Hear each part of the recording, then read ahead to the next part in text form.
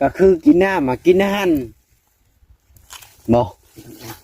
บ่ย่านเป็นโรคนั่นโรคนี่บ่กินน้ำอาหารนะ บ่ยะ มีบ่โรคอาหารจ้ะ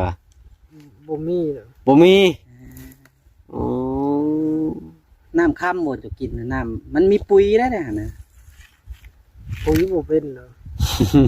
บ่มีนะ ปุ๋ยก็บ่มีอีก บ่ โอ้ แซ่บป่ะ แซ่บอยู่ แสบเสยอ๋อคันค่อยนี่ค่อยบ่กล้ากินได้น้องบ่น้อยเนาะ แม่แล้วบุก้า สิไปกินแบบนั้น เขา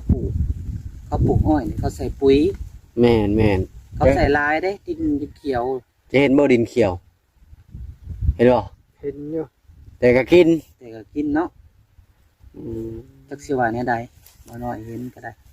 มันเลือกบ่ได้เนาะบ่โห แม่นเด้อ คันบ่กินผัดบ่มีหมดกินเนาะ กินก็ กิน จัก ได้เลยนะ คันว่าบ่กินก็อยู่บ่ได้เพราะว่าบ่มีเงินซื้อน้ำอนามัยกินเนาะเงินบ่น้อยนี่ติดธงมานี่สิปัดกีบเด้อ เด้อ เดี๋ยวเจ้าเขา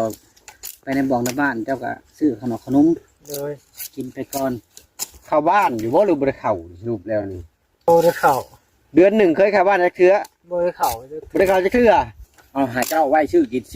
10,000กระบาทเจ้าเอาบ่ผู้ เด้อขอบใจ